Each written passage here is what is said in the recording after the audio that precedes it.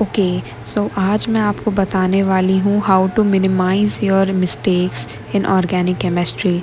As we know कि only 2 days are left for 12th chemistry board examinations, so we really need to fasten our preparation.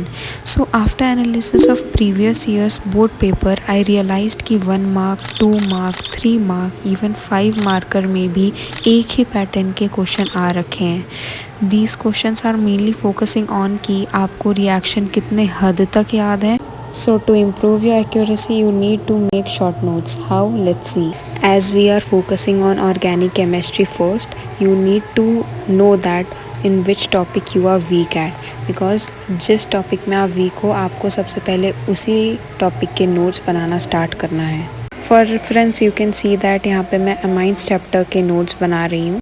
And while making this notes I am focusing on कि मैं ऐसे ही ज़्यादातर reactions लिखूं जिनके ऊपर reagents लिखे हों और रिएजेंट्स विद नेम ही लिखे होने चाहिए। The reaction with the person names, जिन भी साइंटिस्ट ने उस रिएक्शन को इंट्रोड्यूस किया था उनके नाम से जो रिएक्शंस है वो तो आपको ज़रूर से ही याद होने चाहिए क्योंकि डायरेक्ट क्वेश्चंस बनते हैं। For example Hofmann reaction, Wurtz reaction, Hinsberg reagent reaction, etc. you have to learn. The second major point is that you need to solve a lot of questions because after solving a lot of questions you will get to know कि आपकी mistakes कहाँ पर हो रही है, आप कहाँ पे मिस्टेक कर रहे हो, आपको कहाँ पे अपना जो मिस्टेक है उसको डिक्रीज़ करने के लिए अपने आप को कहाँ पे इम्प्रूव करना है वो आपको क्वेश्चन प्रैक्टिस से ही पता चलेगा।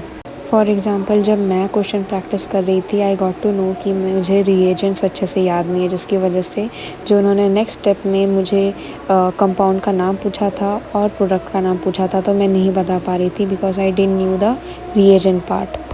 But after I revised whole reagents, I was able to solve the questions very easily and at a high speed. After doing the question, you shouldn't stop there. You should also review your answer, that how you answered and आपको कहाँ पे आपकी गलती हुई थी वो देखनी है क्योंकि आप अगर गलती देखेंगे तभी आपको पता चलेगा and you will improve that and you will not do the same mistake next time. Talking about the biomolecules chapter, आपको स्ट्रक्चर्स बहुत अच्छे से याद होने चाहिए, जो ग्लूकोज, फ्रक्टोज एंड अदर जो कंपाउंड्स हैं उसके स्ट्रक्चर्स आपको याद होने ही चाहिए।